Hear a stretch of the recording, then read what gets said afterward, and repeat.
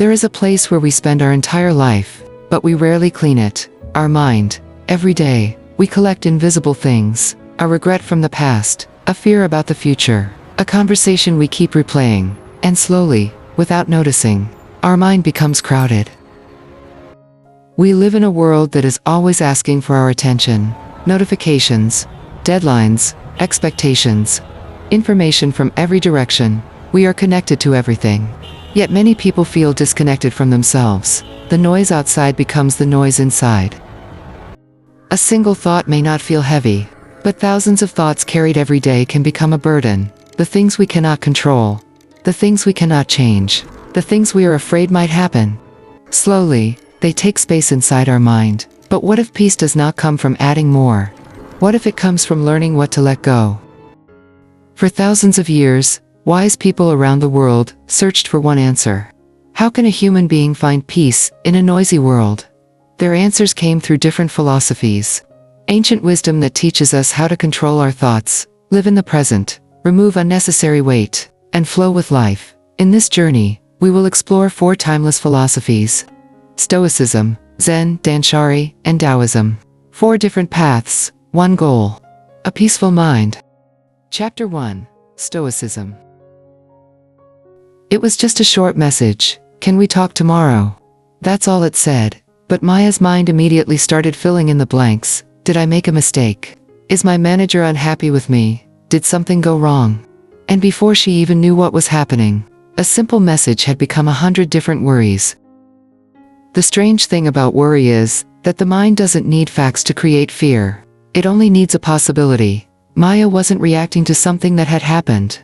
She was reacting to something she imagined might happen. And this is where an ancient philosophy offers a powerful lesson. The Stoics asked a very simple question. Is this within my control? I can control how I prepare. I can control the quality of my work. I can control how I respond. But can I control what another person thinks? Can I control what already happened? Can I control exactly what tomorrow will bring? No. And once Maya understood that difference, the worry began to lose its power. The next morning, Maya finally learned the truth. Her manager wasn't angry. There was no bad news. He wanted to offer her a new opportunity, and suddenly Maya understood something. She had spent an entire evening suffering over a problem Maya, that never I have existed. some truly exciting news for you. Oh? Yes, you've been selected for the lead on the new project. This doesn't mean Stoicism tells us to stop caring. It teaches us to care about the right things. Prepare for what you can control, accept what you cannot, and don't let your imagination punish you for a future that hasn't happened, because sometimes the biggest source of mental clutter isn't what is happening around us, it's what our mind keeps adding to it. But controlling our thoughts is only one part of finding peace, because even when we stop worrying about tomorrow, our mind can still remain somewhere else. Chapter 2: Zen. Zen begins with a simple realization. We are rarely where our body is. Our body may be sitting here, while our mind is already somewhere else. Yesterday, tomorrow, or inside a problem that hasn't even happened. Think about how many moments we miss. Not because they were bad, but because we weren't really there. Zen doesn't ask you to escape your life. It asks you to return to it. One breath, one moment, just be here. You don't need a meditation retreat to practice Zen. You can practice it while drinking tea. Drink the tea, not while scrolling, not while planning tomorrow, not while replaying yesterday. Just drink the tea. Give one ordinary moment your complete attention. And here's what people often misunderstand. Being present doesn't mean your mind will never wander. It will, again and again. The practice isn't stopping every thought, it's noticing when you've left, and gently coming back. No judgment, no frustration, just return. Stoicism taught Maya to stop fighting what she cannot control. Zen taught her something different. To stop leaving the moment she can actually live. Because peace isn't always about changing your circumstances. Sometimes, it begins with where you place your attention. Life is happening now, and we only ever experience this. Chapter 3: Dhanshari, the art of letting go. Dhanshari isn't simply about having a clean house, it's about asking, do I really need to keep this? and eventually asking the same question about thoughts, expectations, guilt, and relationships. Maya didn't think of herself as a messy person, but one day, she looked around her room and realized something. She wasn't surrounded by things she loved. She was surrounded by things she couldn't let go of. She picked up an old bag.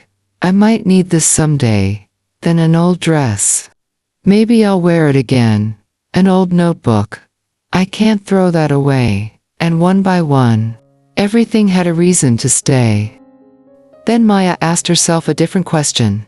Do I actually need this, or am I simply afraid to let it go?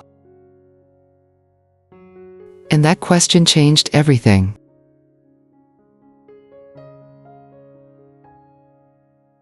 She didn't throw everything away. She kept what was useful. She kept what was meaningful. And she let go of what no longer served her. The room became lighter. And somehow, so did she. And then Maya realized something deeper. We don't only clutter our homes. We clutter our lives. Old expectations, past mistakes, guilt. The need to please everyone. Things that once mattered, but no longer belong in our lives. Dhanshari teaches us something simple. You don't have to carry everything just because you've carried it for a long time. Ask yourself, does this still serve me? If it does, keep it. If it doesn't, let it go. Chapter 4, Taoism. The art of going with the flow.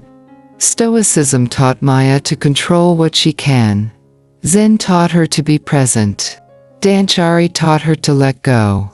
Taoism teaches, sometimes life simply doesn't go according to plan, and instead of fighting every change, we can learn to flow with it. Maya had become good at planning. She planned her mornings, her work, her errands, even her weekends. She thought that if she planned carefully enough, life would finally behave.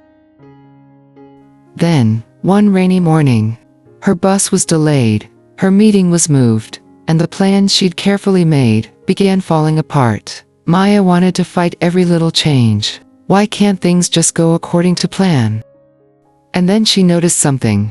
The water didn't fight the obstacle. It simply moved around it. It didn't stop. It didn't complain. It adapted. The meeting could be moved. The bus could be late. The weather could change. People could change their minds. Life could change the plan. And Maya didn't have to fight every change. She could adjust. She could move. She could flow. Taoism doesn't tell us to stop making plans.